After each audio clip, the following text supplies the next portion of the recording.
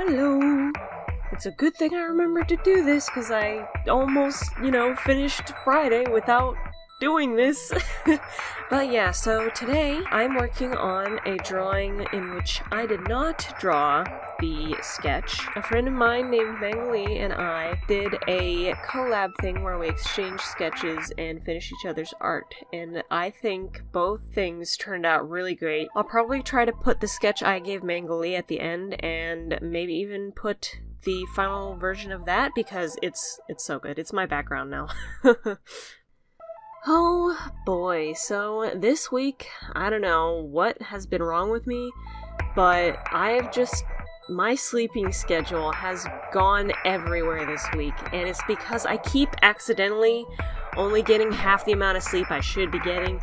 Like, I think it was Wednesday, I ended up waking up, only after 4 hours of sleep because, something very cool showed up in the mail that day, and I'll talk about that later. I opened that package up with my sister because I was like, oh my gosh, you need to see this, and, I ended up staying awake, even though, I was still really tired and I should have gone back to sleep, and I wrote more Jade Not Shaken stuff as I was awake that day.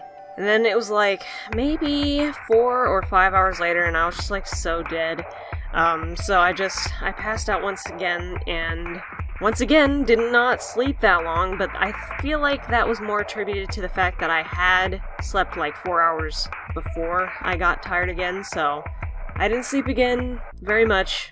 And then, the next day was supposed to be the day that I would play D&D, and the reason I was trying to sleep at the time I did the day I got that package in the mail was because, okay, if I sleep now, then tomorrow when I play D&D, I'll be awake for it.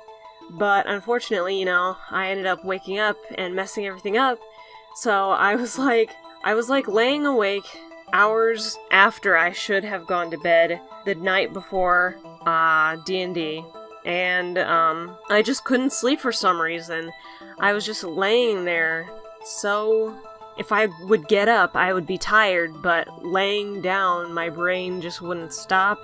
So I ended up getting up and wandering around very tiredly, and then I went down and played a game on one of the laptops for a little bit, and it was fun, I guess. It was just, my brother ended up getting Sim Park on an old laptop, I guess, and so I played Sim Park for a while. I didn't save or anything, but I was pretty proud of my park.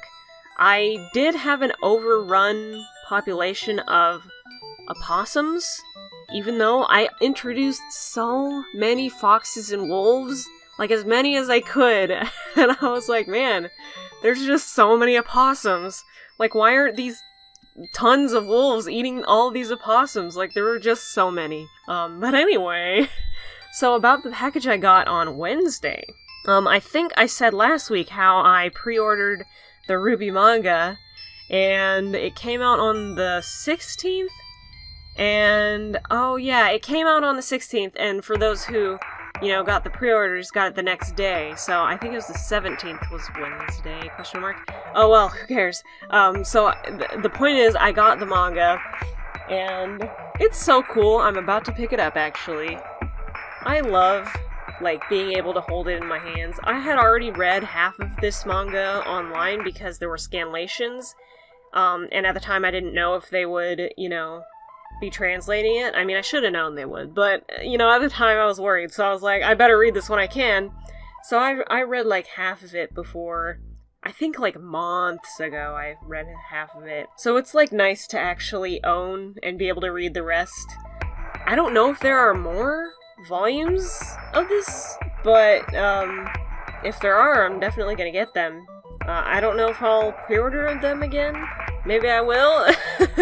I don't know. It was just, it was so awesome, being able to have this, the day after it came out, this is the first time I've ever actually pre-ordered anything, because, there's, nothing I really care about that much that I want to pre-order things for. A lot of people pre-order video games, and, if you know me, you probably know I don't play video games that often, or I don't feel very strongly about video games. I mean, I do like some of them, but it's just, you know, it's not one of my main hobbies. So I've never pre-ordered anything for that, but it's just, it's so cool to be able to hold this manga, and it's just so good.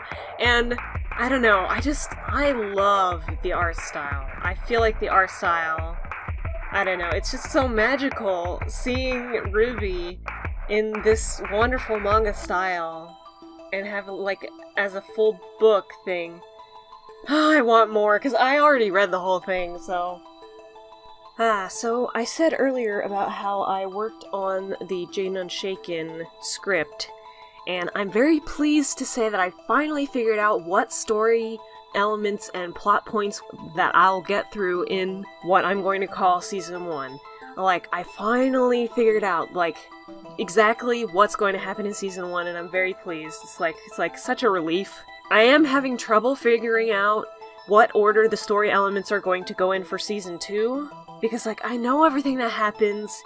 It's just hard to be like, okay, yeah, we get a flashback episode in episode 1 of Season 2, and it's, like, basically entirely a flashback episode, and, I'm just like, how do I move on from the flashback, though?